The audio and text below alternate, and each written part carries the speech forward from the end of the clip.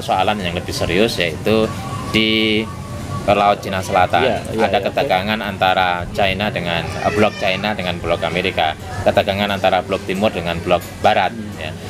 Disinilah kemudian menjadi layak untuk menjadi sebuah prioritas. Pertanyaan begini, Bu, siapa sebetulnya yang pas dalam kondisi ini? Apakah Kasad atau Kasal? Kita melihat dari 3 sisi ya. Oke. Yang pertama adalah soal giliran. Ini ada undang-undangnya, meskipun undang-undang tentang Panglima TNI atau undang-undang tentang TNI ini itu tidak mewajibkan harus giliran angkatan. Ini fokus analisisnya siapa yang paling potensial adalah kepada tingkat kedekatan, tingkat komunikasi, tingkat kenyamanan Pak Jokowi. Inilah yang akan menentukan siapa yang akan dipilih, apakah Andika Prakasa sebagai Kasat atau kemudian Laksamana Yudho Margono yang dari Kasat. Assalamualaikum warahmatullahi wabarakatuh. Pemirsa Parasat TV, masih alot perbincangan tentang siapa pengganti Panglima TNI sekarang. Ada 2 sosok yang sangat santer dibicarakan. Saya akan berbicara dengan Dr. Tony Rosin. Beliau adalah analis politik dan persoalan bangsa. Kita akan menguliti siapa sebenarnya yang pantas melenggang menjadi Panglima TNI.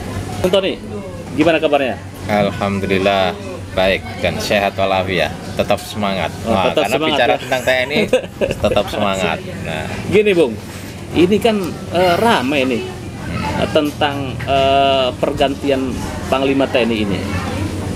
Kok masih terlihatnya kesannya alot? Itu apa sih yang membuat kesan ini kok sepertinya tarik menariknya luar biasa ini?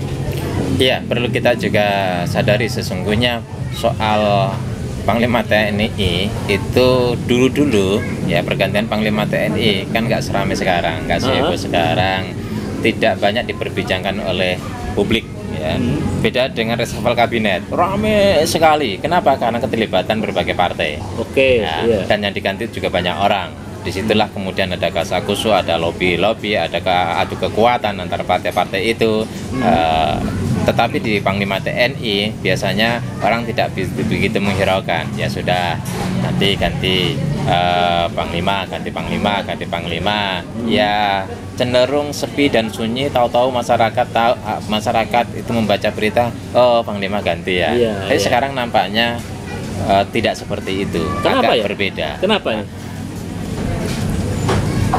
Akhirnya muncul berbagai asumsi, diantaranya adalah apakah ini karena ada persaingan 2 angkatan. Yang satu yang digadang-gadang itu ada angkatan darat, yang satu lagi ada angkatan laut. Angkatan darat itu adalah Kasat, angkatan laut itu adalah Kasal, Pak Yudho Margono. Kenapa? Karena memang situasinya itu memungkinkan untuk mengalami eskalasi dalam persaingan, kutip persaingan. Ya siapa sih yang tidak ingin menjadi Panglima TNI? Punya CV, karir paling puncak bagi TNI kan Panglima.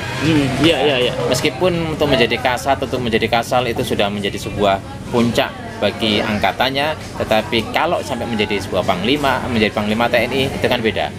Orang akhirnya ingat, oh Panglima TNI-nya dulu sini, pada saat presiden ini Panglima TNI-nya ini, presiden itu Panglima TNI-nya itu. Tapi kalau kemudian presiden ini Kasatnya ini kan untuk angkatan darat saja. Panglima TNI pada saat presidennya si A, Pak Kasalnya itu kan untuk angkatan saja. Tapi untuk Panglima TNI akan dikenang oleh semua angkatan laut, darat maupun udara. Ini dalam konteks ini Kasat itu tinggal 1 tahun.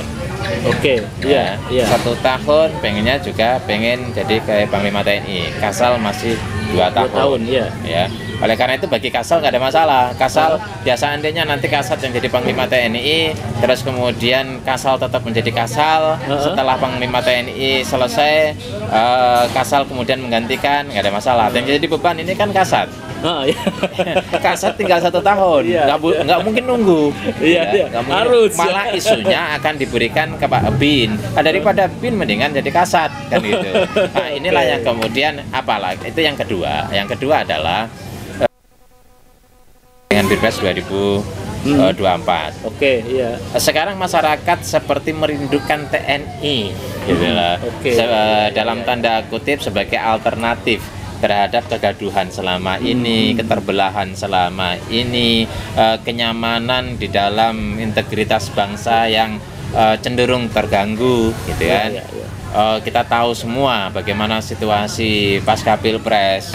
Iya, itu agak tegang-tegang gimana gitu kan. Kalau tegang-tegang atau hangat-hangat teh itu masih enak, hangat-hangat jahe itu masih seger gitu loh. Tapi kalau hangat-hangat keamanan kan ada dik-dik juga ya. Kita Papua masih bergejolak gitu masyarakat sipil lah. Oleh karena itu ada semacam kerinduan. Maka pada saat itu ketika Gatot Nurmantio itu mencalonkan sebagai kandidat, bukan mencalonkan, digadang-gadang menjadi kandidat, itu kan elektabilitasnya pada saat itu tinggi ya, itu cukup tinggi gitu. Nah, di sini kita bisa membaca ada semacam kerinduan, apalagi ada isu PKI yang terus saja berputar, didiskusikan oleh publik gitu loh. Nah, ini yang kemudian publik akhirnya ingin ikut bicara soal ini. Apalagi ini cenderung agak telat ini, kenapa kalau namanya nggak dimuncul-munculkan? Sampai 2024 sudah dekat. Kan? Apalagi masyarakat membicarakan terus sosok TNI masih dibutuhkan untuk itu. Disinilah kemudian ramai menjadi ramai. Semakin diulur, semakin ditunda, semakin diperlama-lama, maka akan semakin ramai. Pertanyaan begini, Bu, siapa sebetulnya yang pas dalam kondisi ini? Apakah Kasad atau Kasal? Kita melihat dari 3 sisi ya. Yang pertama adalah soal giliran. Ini ada undang-undangnya, meskipun undang-undang tentang Panglima TNI atau undang-undang tentang TNI ini itu tidak mewajibkan harus giliran angkatan. Tetapi memang ini akan berpengaruh kepada psikologi prajurit juga. Ini soal etika juga. Kita tahu bahwa sebelumnya itu ada 2013 sampai 2015 dari Angkatan Darat, itu Pak Muldoko yang sekarang lagi rame mengurus Demokrat di PT UN. Nah, ini apalagi ini kan sudah ada tanda-tanda kok militer masuk ke situ. Kemudian 15 sampai 2018 Pak Gatot Nurmantio. Ini Angkatan Darat dari Kasat, Kemudian 2018 sampai sekarang Pak Hadi Cahyono, beliau berasal dari Angkatan Udara. Udah 3 kali ini, 2 kali Angkatan Darat, sekali Angkatan Udara.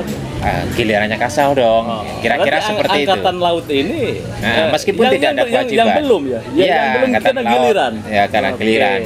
Ya nampaknya memang publik memberikan dukungan ke sana karena ya supaya tidak mengganggu psikologi dari prajurit itu sendiri.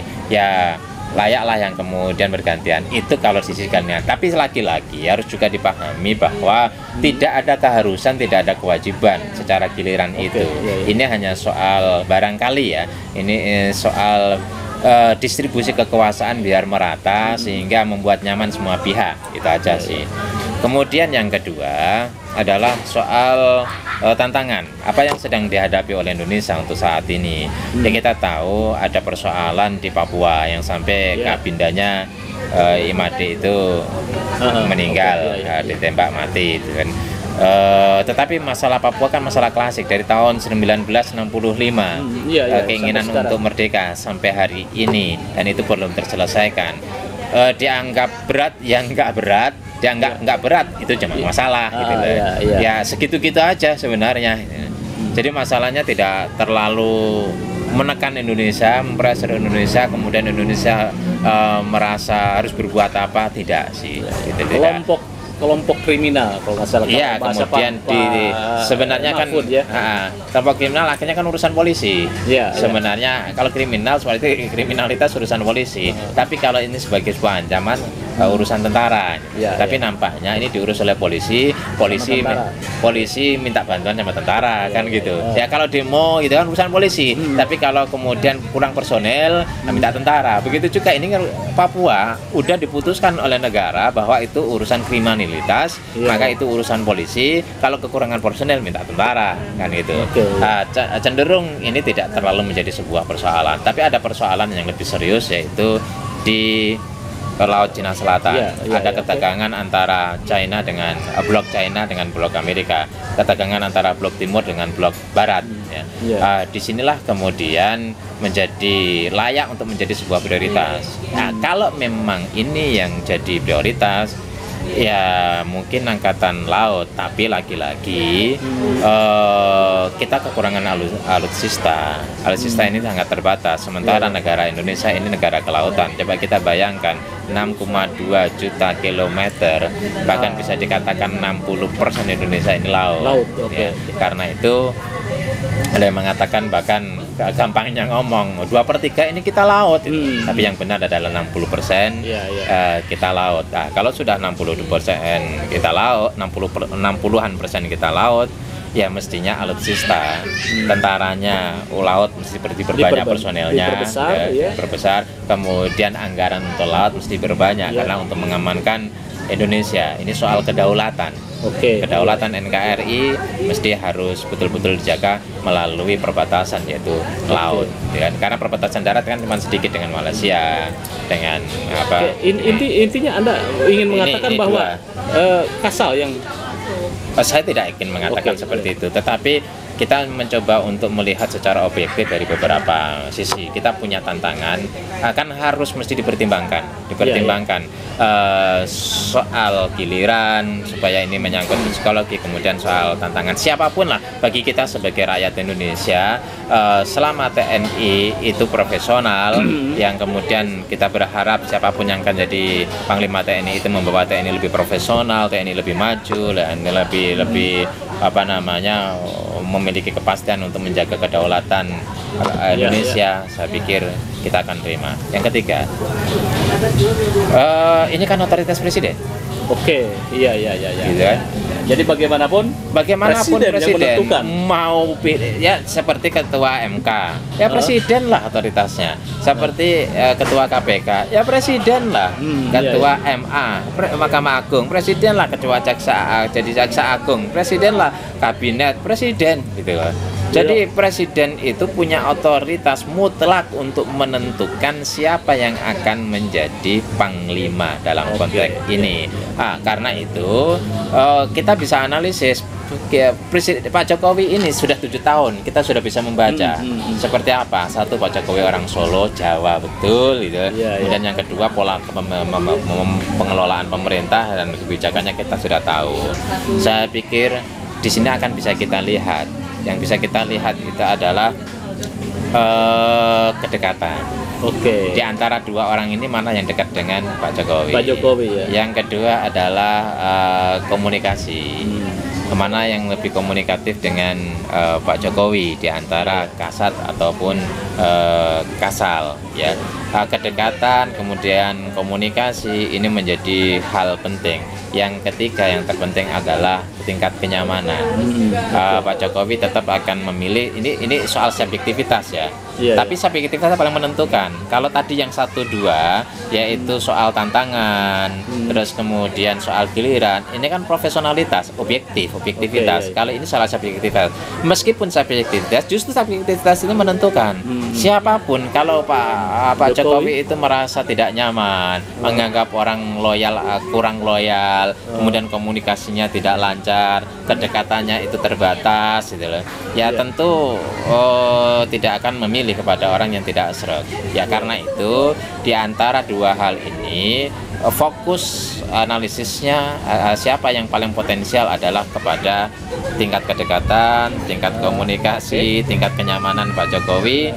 Inilah yang akan menentukan siapa yang akan dipilih, apakah Andika Prakasa sebagai Kasat, atau kemudian Laksamana Yudho Margono yang dari Kasat. Dari sisi yang ketiga tadi, kira-kira menurut Bung Tony itu mana yang memberikan kenyamanan terhadap Pak Jokowi? Ya, kita tanyanya jangan ke saya.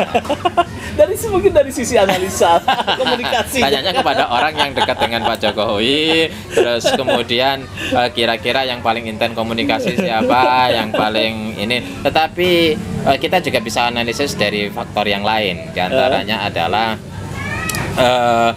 Pak Jokowi ini presiden kepengen juga nanti 2024 ada presiden yang bisa menjamin keberlangsungan terhadap program-program dan kebijakan yang sudah dirintis oleh Pak Jokowi. Itu manusiawi gitu kan.